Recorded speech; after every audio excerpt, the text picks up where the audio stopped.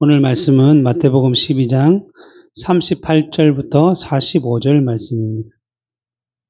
제가 봉독하겠습니다. 그때 서기관과 바리새인 중 몇 사람이 말하되 선생님이여 우리에게 표적 보여주시기를 원하나이다. 예수께서 대답하여 이르시되 악하고 음란한 세대가 표적을 구하나 선지자 요나의 표적밖에는 보일 표적이 없느니라. 요나가 밤낮 사흘 동안 큰 물고기 뱃속에 있었던 것 같이 인자도 밤낮 사흘 동안 땅 속에 있으리라. 심판때에 니느웨 사람들이 일어나 이 세대 사람들을 정죄하리니 이는 그들이 요나의 전도를 듣고 회개하였음이거니와 요나보다 더 큰 이가 여기 있으며 심판때에 남방 여왕이 일어나 이 세대 사람을 정죄하리니 이는 그가 솔로몬의 지혜로운 말을 들으려고 땅끝에서 왔음이거니와 솔로몬보다 더 큰 이가 여기 있느니라. 더러운 귀신이 사람에게서 나갔을 때에 물 없는 곳으로 다니며 쉬기를 구하되 쉴 곳을 얻지 못하고 이에 이르되 내가 나온 내 집으로 돌아가리라 하고 와보니 그 집이 비고 청소되고 수리되었거늘 이에 가서 저보다 더 악한 귀신 7을 데리고 들어가서 거하니 그 사람의 나중 형편이 전보다 더욱 심하게 되느니라. 이 악한 세대가 또한 이렇게 되리라. 예수께서 무리에게 말씀하실 때에 그의 어머니와 동생들이 예수께 말하려고 밖에 섰더니 한 사람이 예수께 여짜오되 보소서 당신의 어머니와 동생들이 당신께 말하려고 밖에 서 있나이다 하니 말하던 사람에게 대답하여 이르시되 누가 내 어머니며 내 동생들이냐 하시고 손을 내밀어 제자들에게 가르쳐 이르시되 나의 어머니와 나의 동생들을 보라. 누구든지 하늘에 계신 내 아버지의 뜻대로 하는 자가 내 형제요 자매요 어머니라 하시더라. 아멘. 우리가 지난 시간에 귀신 들려 눈 멀고 말 못하는 자를 예수님께 데려왔는데 예수님께서 그 사람에게 있는 귀신을 쫓아내시고 그러고 나니까 그 사람이 말하고 또 보기도 했다라고 했습니다. 이러한 놀라운 이적을 행하셨다고 하면 그 일반적으로 따라다니는 무리들은 이 예수님이 바로 다윗의 자손 그리스도가 아닌가, 메시아가 아닌가, 어떻게 사람이 이러한 능력을 나타낼 수 있는가라고 하면서 탄성을 자아냈지만 그 옆에 있던 바리새인들, 서기관들, 종교 지도자들은 어쨌든 예수님이 높아지는 것을 깎아내리고 자기들의 세력을 공고하게 지키기 위해서 그 놀라운 이적을 보고서도 그것을 비난하기 위해서 무슨 말을 했느냐 하면 이는 예수님이 바알세불 우상의 힘을 빌어서 그 귀신을 쫓아냈다라고 비난을 했다라는 것입니다. 근데 그들의 이러한 악한 의도가 곧 예수님께서 말씀하시기를 성령의 역사를 모욕하고 회방하는 일로 드러나게 되었고 이러한 일들은 사심을 얻지 못한다라고 예수님께 책망을 받았습니다. 이들이 이렇게 된 이유는 무엇인가 하면 예수님의 말씀처럼 나쁜 나무가 좋은 열매를 맺지 못하듯이 그들의 마음과 생각이 이미 하나님을 떠나 있었기 때문에 겉으로는 종교 지도자들로서 율법을 행하고 가르치고 지키고 있다라고 자랑하고 자부심을 나타냈지만 그들의 속은 이미 하나님을 떠나 자신들의 이익만을 추구하는 삶을 살았기 때문에 결코 좋은 열매를 맺을 수가 없기 때문에 예수님의 놀라운 그 선한 이적의 행사를 보고서도 깨닫지 못하고 저거는 귀신의 왕을 빌어서 쫓아낸 것이다라고 한 것입니다. 이것에 대해서 예수님께서는 마지막에 반드시 그 일에 대해서 정죄함을 받을 것이다라고 말씀해 주셨습니다. 그러기에 이러한 예수님의 계속적인 책망을 좀 받았다고 한다면 정신을 좀 차리고 좀 생각이라는 것을 해서 자신들의 말과 행동에 대해서 좀 돌아볼 수 있어야 했는데 그들은 정말 영적으로 귀가 없다라는 사실을 증명이라고 하듯이 늘 예수님을 쫓아다니면서 비난하고 공격하고자 하고 있는데 오늘 본문을 통해서도 또 동일한 질문들을 통해서 이러한 작업을 시작하고 있습니다. 본문을 38절을 보면 그때의 서기관과 바리새인 중 몇 사람이 말하되 선생님이여 우리에게 표적 보여주시기를 원하나이다 라고 했습니다. 여기서 표적이라는 것은 어떤 증거를 보여달라는 것인데, 증거는 뭐냐면 예수님께서 하나님으로부터 왔다라고 말한다고 한다면 좀 더 구체적이고 자기들 앞에 명확하고 분명한 표적을 무엇인가를 증거를 내달라라고 하는 것이죠. 여전히 영적이지 못하니까 외적인 것, 밖으로 드러나는 것을 바라는 것이죠.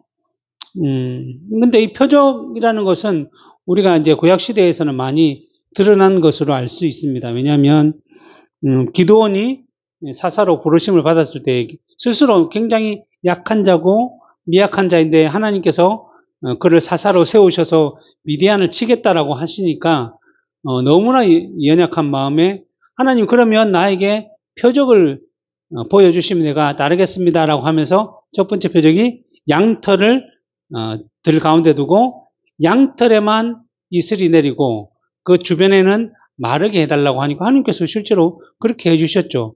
근데 하나로 만족 못했는지 두 번째는 이 양털에는 이슬이 내리지 않고 주변에만 이슬이 내리도록 해달라고 하니까 하나님 또 그렇게 해주셔서 이 기드온이 그 표적을 통해서 더 확신을 가지고 하나님의 사명을 감당했다라는 것도 있고, 또 히스기야 왕이 하나님 앞에서 선한 종교개혁을 하고 그 남유다를 바르게 다스리는 가운데 병이 들어 죽게 되었다라는 이사야의 말을 듣고 난 뒤에 그가 하나님께 부르짖었고, 그리고 하나님께서 그의 행실과 이렇게 모든 기도의 내용들을 다 아시고 그를 회복시켜서 너의 생명이 앞으로 지금 당장 죽는 것이 아니라 15년이나 더 연장될 것이다 라고 말씀해 주시면서 또 동일하게 표적을 너가 살아난다는 표적을 주셨는데, 그 표적이 뭐냐면 아하스의 해시계가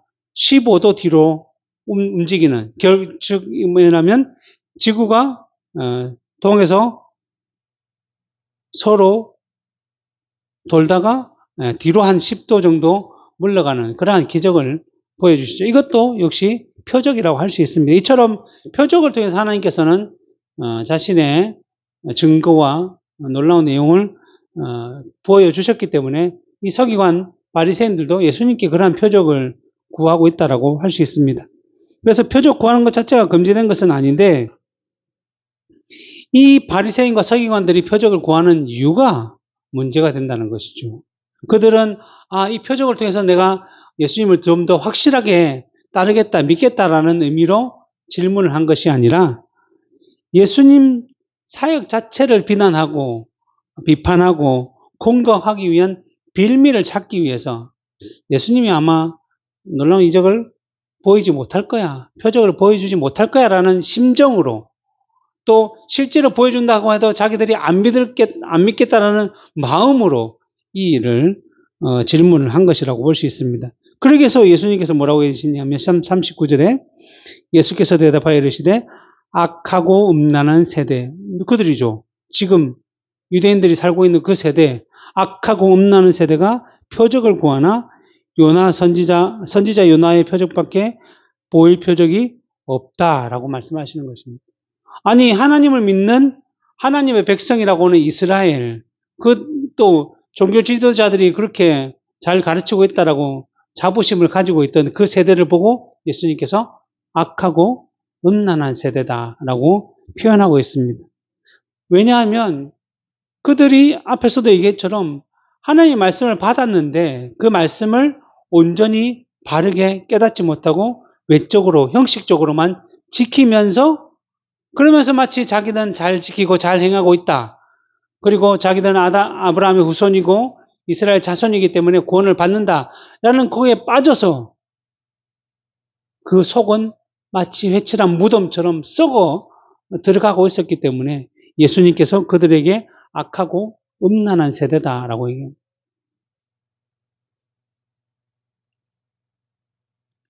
그래서 세대 요한이 예수님보다 먼저 와서 그들에게 회개하라, 천국이 가까이 왔느니라 라고 외쳤고, 그래서 그 일반 유대인들 중에 많은 사람들이 그 메시지를 듣고 자신의 죄를 돌아보고 자복하고 세례요한 앞으로 나와서 죄사함의 세례를 받았습니다.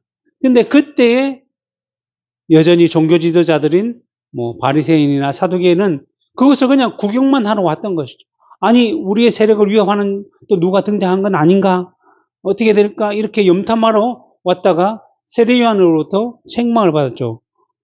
그것이 마태복음 3장 7절부터 10절에 나오는데 보면 요한이 많은 바리새인들과 사두개인들이 세례 베푸는 대로 오는 것을 보고 이르되 독사의 자식들아 누가 너희를 가르쳐 임박한 진노를 피하라 하더냐 그러므로 회개에 합당한 열매를 맺고 속으로 아브라함이 우리 조상이라고 생각하지 말라. 이 말은 뭐예요? 우리는 아브라함의 후손이기 때문에 뭐 어떤 일이 있어도 구원과는 상관이 없는 반드시 구원을 받을 수 있는 민족이다라고 생각하며 그냥 헛되게 열매를 맺지 않고 살아갔다는 거죠.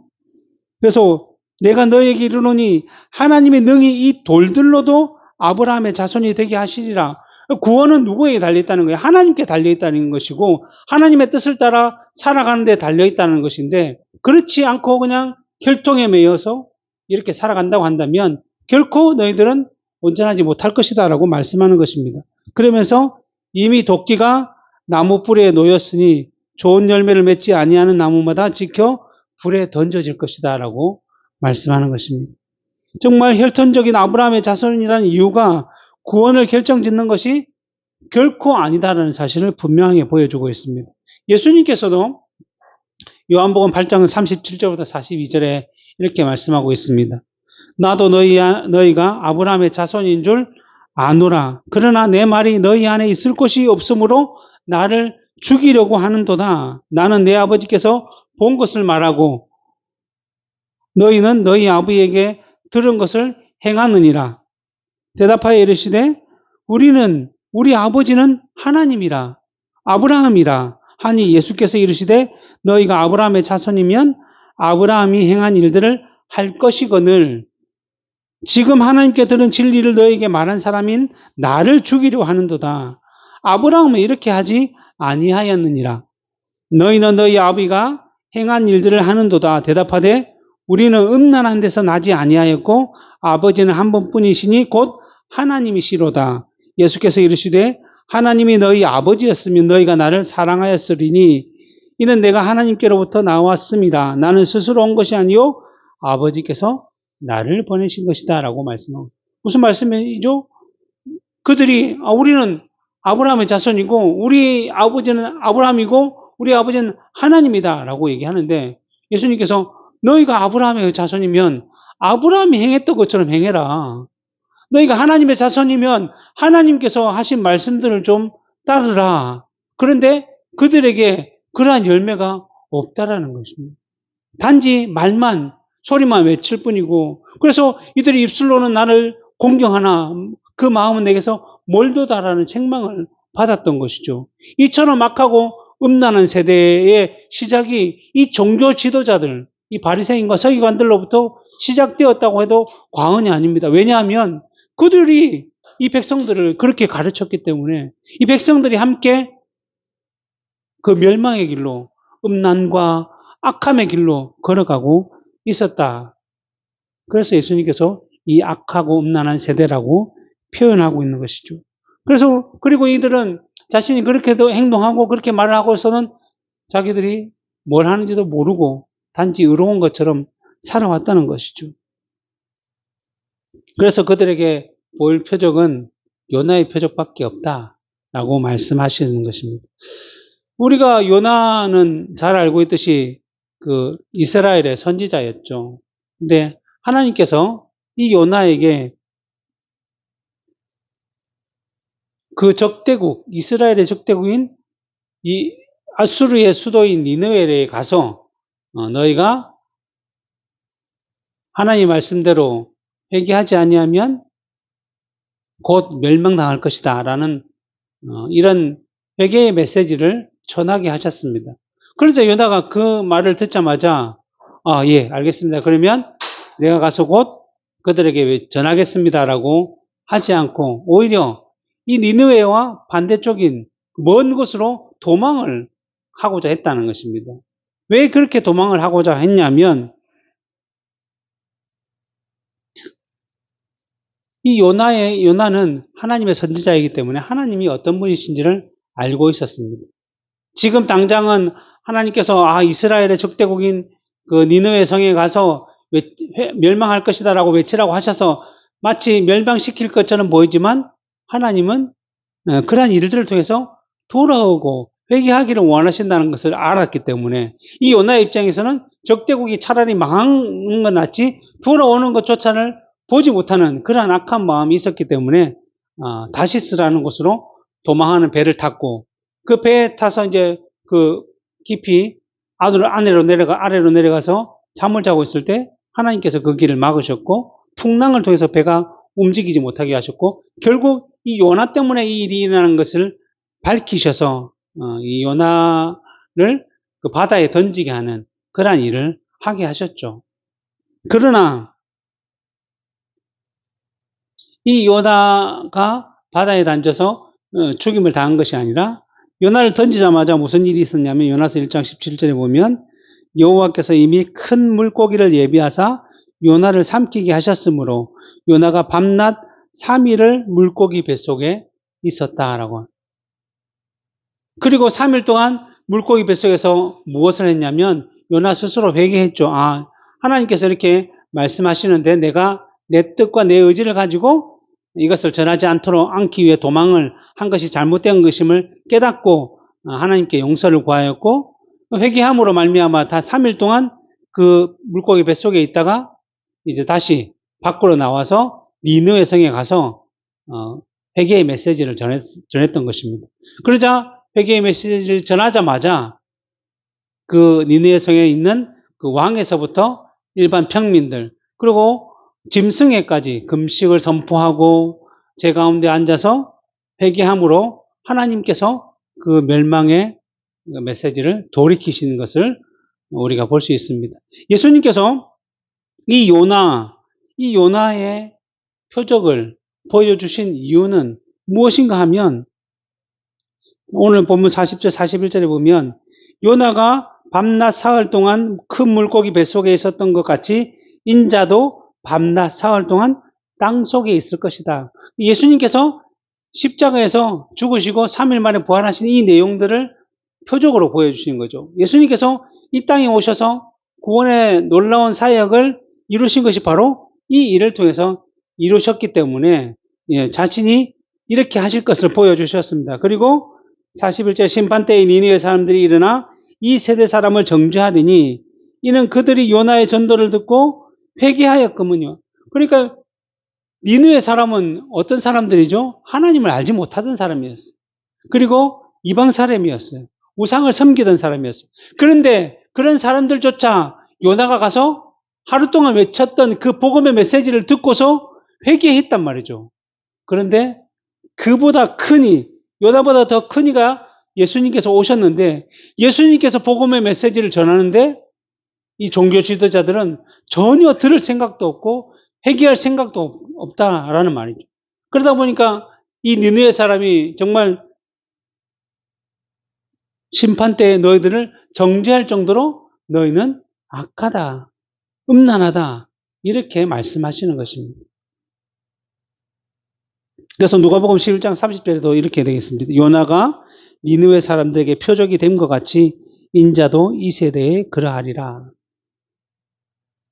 요나가 니느웨 사람들에게 하나님의 말씀을 전하는 그 표적이 된 것처럼 예수님께서도 이 땅에 오셔서 하나님의 말씀을 전하는 표적이 되셨다 라고 말씀하시는데 그들은 전혀 깨닫지 못하고 있는 것이죠. 그 말이 무슨 말인지도 알지 못했을 것입니다.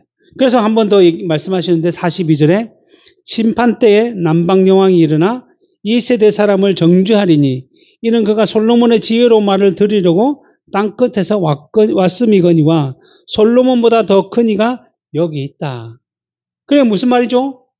이 솔로몬 당시에 솔로몬의 지혜, 하나님께서 주신 지혜가 솔로몬이 기도함을 통해서 하나님께서 그 기도의 내용이 하나님의 마음에 맞아서 지혜를 주셔서 그 지혜가 온 세상에 널리 퍼질 정도였기 때문에 그 스바 여왕, 남방 여왕이 그 지혜를 들으려고 유대까지 왔다는 것입니다.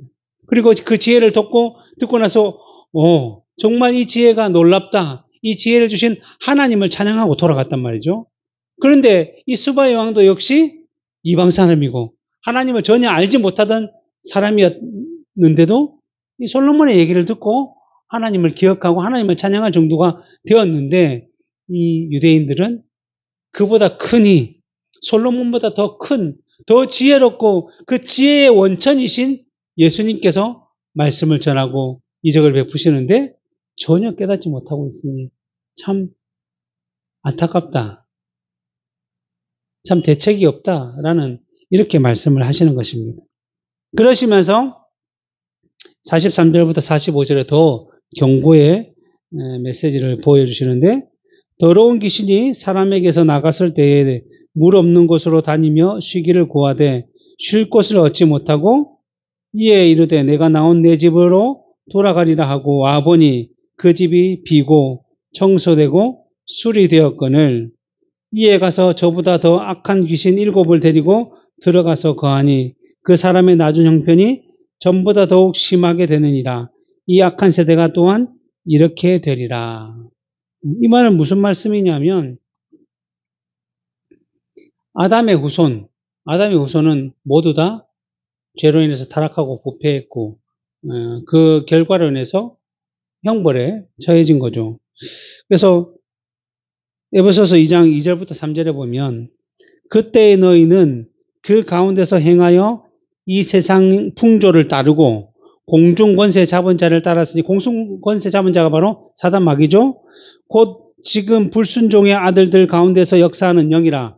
그러니까 하나님의 백성들 말고 하나님의 백성이 아닌 자들 속에서 역사하는 영은 바로 사단 마귀의 영인데 그 영을 따랐다라는 거예요. 우리도 이스라엘 백성들도 전에는 우리도 다 그 가운데서 우리 육체의 욕심을 따라 지내며 육체와 마음에 원하는 것을 하여 다른 이들과 같이 본질상 진노의 자녀였다. 우리가 원래 다 본질상 진노의 자녀였는데 하나님의 부르심을 따라 예수 그리스도를 믿음으로 영접하여서 우리는 새로운 사람이 되었다. 새로운 피조물이 되었다라는 것입니다. 그렇기 때문에 이 세상은 원래 공중권세 잡은 사단의 지배 아래 있다는 것입니다. 그런데 그 이스라엘은 그 자기의 조상이라고 불리는 아브라함이 그 아버지가 우상을 만들고 팔던 사람이었는데 그곳에서 하나님께서 불러내어서 어디로 보내셨죠? 약속의 땅 가나안으로 보내셨다. 원래는 갈대아 우르에서 그런 일을 하다가 가나안으로 이를 끄집어 불러내셨단 말이죠. 그리고 아브라함으로부터 시작해서 그 가문이 더 번성하고 더 번성해서 이스라엘이라는 히브리 민족이라는 큰 민족을 세우셨단 말이죠. 그러니까 결국 이들의 상황은 어떠냐면 마치 공중권세 잡은 자 속에 있다가 하나님의 나라로 옮긴 마치 그런 자처럼 됐으니까 이 오늘 말씀에 보면 더러운 귀신이 쫓겨나간 그러니까 하나님의 능력으로 말미암아 더 이상 사단의 능력이 들어가지 못하는 그러한 상황이 되었단 말이죠. 그래서 더러운 귀신이 이제 그 이스라엘 백성들 속에서 뛰쳐나가자 다른 데로 막 돌아다니면서 그게 43절에 사람에게 나갔을 때에 물 없는 곳으로 다니면 쉬기를 구하면 여러 군데 돌아다니다가 막 쉴 데가 없어서 다시 그럼 이스라엘 사람들은 어떻게 됐을까 하고 다시 들어왔는데 그 속에 성령의 능력을 힘입어서 계속적으로 하나님을 바라보고 하나님을 의지하며 하나님 말씀대로 살아간다면 그들의 속에 뭐가 쌓여 있겠습니까? 믿음의 내용들이 쌓여 있고 열매들이 쌓여 있기 때문에 더 이상 사단이 공격하지 못할 것인데 이 유대인들이 그렇게 살지 못했다는 거죠. 하나님 말씀을 붙잡고 있기는 하지만 그 말씀의 겉껍질만 붙잡고 있다 보니 겉으로는 마치 거룩한 척, 의로운 척, 율법을 잘 지키는 척 행하며 살아갔지만 속은 썩어져 있기 때문에 돌아보니까 깨끗하게 비어있고 자기가 쉴 만큼 너무나 좋은 것이니까 뭐예요? 7 악한 귀신을 데리고 7이라는 말은 완전수잖아요. 그러니까 더 많은 귀신을 데리고 와서 그 안에서 살게 되었다. 근데 그들이 누구라고요? 바로 지금의 유대인들, 종교 지도자들, 그들의 형편이 이렇다는 것입니다. 그러니까 이 악한 세대가 또한 이렇게 되리라. 결국 예수 그리스도께서 오심이 그들의 구원을 위한, 그들이 은혜를 누리기 위한 목적으로 오셨는데 그것을 깨닫지 못하니까 여전히 그 속에는 뭐가 악한 귀신들이 가득한 음란한 세대로 지낼 수밖에 없다라고 말씀하는 것이죠. 그래서 베드로후서 2장 20절, 21절에 보면 이렇게 되어 있습니다. 만일 그들이 우리 주 대신 구주 예수 그리스도를 알므로 세상의 더러움을 피한 후에 다시 그 중에 얽매이고 지면 나중 형편이 처음보다 더 심하리니 의의 도를 안 후에 받은 거룩한 명령을 저버리는 것보다 알지 못하는 것이 도리어 그들에게 나으니라. 하나님을 알면서도 하나님 말씀대로 살지 못하면 차라리 하나님을 알지 못하면 그냥 그대로 사는 것보다 더 못하다라는 것입니다. 그러니까 하나님의 말씀을 받았다고 한다면 당연히 그 말씀대로 살고자 힘써야 되는데 그렇지 못했다는 것이죠. 그래서 베드로전서 5장 8절에 보면 근신하라 깨어라 너희 대적 마귀가 우는 사자와 같이 두루다니며 삼킬 자를 찾느니 우리가 하나님을 안다고 한다면 이러한 사실을 기억하며 사단의 공격을 막기 위해서라도 근신하며 깨어 있어야 한다라고 말씀하고 있습니다. 마태복음 24장 24절에서는 예수님께서 거짓 그리스도들과 거짓 선지자들이 일어나 큰 표적과 기사를 보여 할 수만 있으면 택하신 자들도 미혹하리라.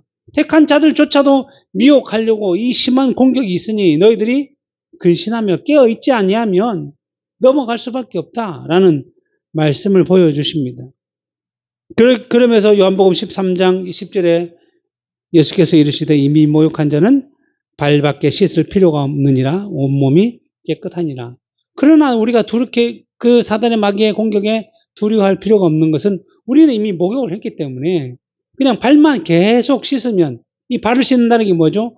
자신이 매일매일 짓는 자범죄를 하나님께 내어놓고 회개하기만 한다면 우리는 온몸을 씻을 필요 없을 정도로 괜찮은 존재다. 하나님께서 그렇게 만드셨다라는 사실을 우리에게 보여주고 있는 것이죠. 그러니까 늘 우리는 깨어 기도해서 우리 오늘 하루를 돌아보면서 점검하면서 말씀대로 살았는지를 생각해보고 이렇게 살아간다면 결코 다시 마귀들이 발붙일 곳이 없을 것인데, 근데 종교 지도자들, 이 바리새인들, 서기관들은 전혀 그렇지 못하기 때문에 그들 속에 악한, 음란한 그러한 죄악밖에 없다라고 말씀하고 있습니다. 이처럼 표적을 구했지만 실제로는 그 표적을 원한 것이 아니라 그것을 통해서 예수님을 공격할 빌미를 찾았던 이들은 오히려 예수님으로부터 악하고 음란한 세대임을로 정함을 받고 책망을 받게 된 것입니다. 그런데 이 말씀을 전할 때에 46절에 보면 예수께서 무리에게 말씀하실 때에 그의 어머니와 동생들이 예수께 말하려고 밖에 섰더니 한 사람이 예수께 여짜오되 보소서 당신의 어머니와 동생들이 당신께 말하려고 밖에 섰나이다. 뭐예요? 예수님께서 이제 말씀을 전하실 때 정말 수많은 무리가 고침을 받고 그 말씀을 들으려고 오니까 보통 예수님께 들어갈 수가 없을 정도인데 그 뒤에 이제 예수님의 가족들, 예수님의 어머니 마리아와 형제, 자매들이 와서 예수님을 찾아왔다고 하니까 일반적으로 우리가 보통 원래 가족들이 이렇게 대우를 해주니까 그 얘기를 듣고 이제 뒤에서 전달을 했겠죠. 예수님, 당신의 가족들, 어머니와 가족들이 왔습니다. 그 말은 뭐예요? 만나라는 거잖아요. 만나니까 육신의 가족, 혈육이 더 중요하다라고 생각하니까 그래서 그 얘기를 전하니까 예수님께서 뭐라고 하셨죠? 말하는 사람에게 대답하여 이르시되 누가 내 어머니며 내 동생들이냐 하시고 손을 내밀어 제자들을 가리켜 이르시되 나의 어머니와 나의 동생들을 보라. 누구든지 하늘에 계신 내 아버지의 뜻대로 하는 자가 내 형제요 자매요 어머니시다. 무슨 말입니까? 이 땅에 사는 사람들은 여전히 눈에 보이는 것, 세상의 것이 우선이기 때문에 그 일로 인해서 가족들이 더 우선임을 예수님께 이렇게 전달하자. 예수님께서는 그것이 아니다. 나는 육적인 것보다 영적인 것이 더 중요하다는 사실을 가르쳐주고 있는 것입니다. 지금 앞에서 살펴보았던 그 서기관들, 바리새인들, 이들이 늘 행하던 것이 뭐예요? 형식적이고 눈에 보이고 세상적인 것, 사람들에게 보이는 것. 그런데 그들은 영적으로는 무지하고 부패하고 암울하고 음란해서 결국 하나님으로부터 내침을 받았던 것처럼 예수님께서 이 말씀을 듣는 무리들도 거기에 물들어서 이 일에 동조될까봐 미리 말씀해 주시는 거예요. 세상적인, 혈통적인 아브라함의 후손이 더 중요한 것이 아니라 뭐요? 하나님의 뜻대로 행하는 것이 더 중요하다. 하나님의 뜻대로 행하는 것이 곧 영적인 일이라고 할 수 있는 것이죠. 그러면 하나님의 뜻은 무엇인가? 요한복음 6장 40절에 예수님께서 내 아버지의 뜻은 아들을 보고 믿는 자마다 영생을 얻는 이것이니 마지막 날에 내가 이를 다시 살리리라. 뭐요? 하나님의 뜻은 예수님을 보고 믿는 것, 구원하는 것, 그래서 하늘 백성이 되는 것, 하늘 가족이 되는 것이 더 중요하다라고 말씀하시는 것이죠. 그러니까 육적인 것보다 더 중요한 것이 더 영적인 것이다라고 얘기하고 있습니다. 예수님께서 또 이전에 저 사마리아에 들어가서 수가성 여인과 대화할 때에 그 우물가에 예수님께서 계실 때에 제자들이 먹을 것을 사러 다른 곳에 갔을 때 예수님께서 그 한 여인과 대화를 하셨죠. 그리고 참되게 예배하는 자는 영과 진리로 예배할 것이다라고 말씀하시고 이렇게 대화하는 도중에 제자들이 먹을 걸 잔뜩 사와가지고 예수님 우리가 이렇게 먹을 거 사왔으니 이제 허기를 좀 푸시고 하시죠 하니까 예수님께서 나에게는 너희가 알지 못하는 양식이 있다라고 말씀해 주셨어요. 그러니까 제자들은 그 사실이 뭔지 모르니까 누가 우리 몰래 먹을 걸 갖다 드렸는가라고 했지만 예수님께서 하나님의 말씀대로 이 땅에서 복음을 전하는 것 이것이 바로 자신의 참된 양식임을 선언하셨죠. 그러니까 이것은 뭐예요? 바로 영적인 내용, 복음적인 내용을 전하는 것 자체가 예수님의 양식인 거죠. 신명기 8장에 보면 하나님께서 이스라엘 백성들을 광야로 인도하셨습니다. 그리고 광야로 인도하신 이유를 뭐라고 말씀하셨습니까? 사람이 떡으로 사는 것이 아니요 하나님의 입으로부터 나오는 말씀으로 사는 것임을 알게 하기 위해서 광야로 인도하셨다는 거죠. 광야가 무엇이죠? 먹을 것이 없는 곳, 물이 없는 곳, 쉽게 그것을 취할 수 없는 곳이 바로 광야죠. 근데 광야에서 하나님께서 무엇을 주셨죠? 하늘에서 만나를 내려주셨고 그리고 메추라기를 끌고 와서 그들에게 먹을 것을 주셨단 말이죠. 그 말은 뭐예요? 그들의 힘과 노력으로 먹을 것을 먹고 마시고 취할 수 있었던 것이 아니라 하나님께서 주심을 눈으로 보고 실제적으로 느낄 수 있도록 그렇게 해주셨다는 거죠. 그러면서 너희는 너의 힘과 노력으로 사는 것이 아니라 너희가 만든 떡으로 사는 것이 아니라 세상에 있는 음식으로 사는 것이 아니라 하나님이 너희를 먹이시고 내 말씀을 통해서 살아가는 것임을 알게 하셨다라는 것입니다. 결국 우리는 영적인 일, 육적인 일이라고 생각하면 영적인 일은 마치 뭐와 같냐면 그냥 마음속으로 이기는 것이라고 생각하는 거예요. 정신적인 승리라고만 생각하는 거예요. 육적으로는 세상 사람들이 다 누리고 우리는 정신적인 승리에 그래 너희들은 그냥 그렇게 살다가 죽어라 우리는 천국에 갈 것이지 그냥 이것으로만 만족하는 것.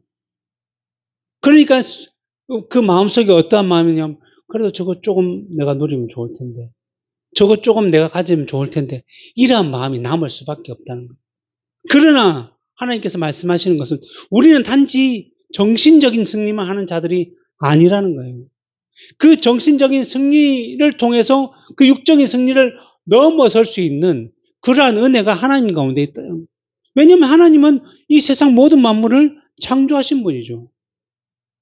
그러면 그들이 수고해서 열심으로 벌어들인 돈, 소유보다 하나님이 그냥 주시면 더 많은 것들을 우리가 누릴 수 있는 것이고 그리고 실제로 우리는 우리 모든 것들을 다 우리 마음대로 누릴 수 있는 그러한 자들이죠.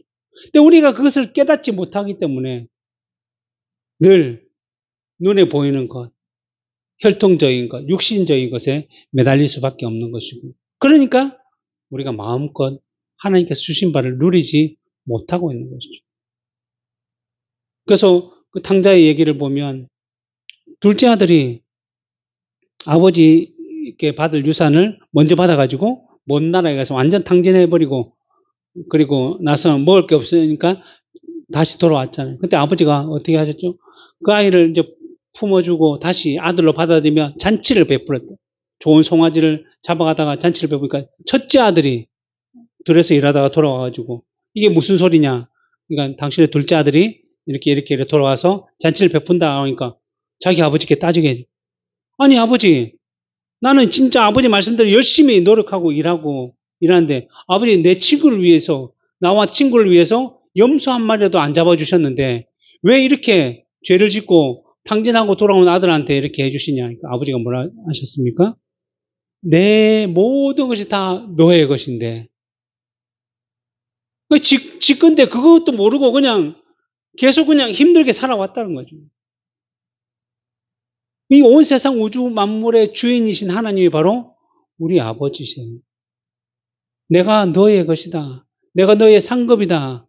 라고 말씀하시는데 그것을 깨닫지 못하면 단지 영적으로는 하나님을 믿고 육신적으로는 내가 무엇을 하려고 하는 이것에 빠질 수밖에 없다는 거예요.